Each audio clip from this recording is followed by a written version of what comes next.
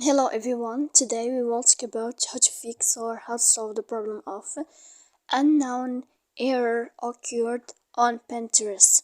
To know how to fix or how to solve unknown error occurred on Pinterest app, you click on settings.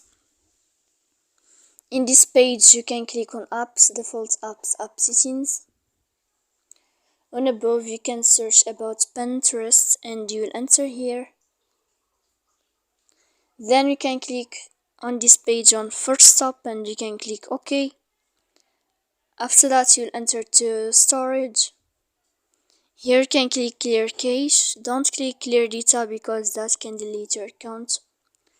So please don't forget to support us by like and subscribe. See you next time in another video and thank you for your attention.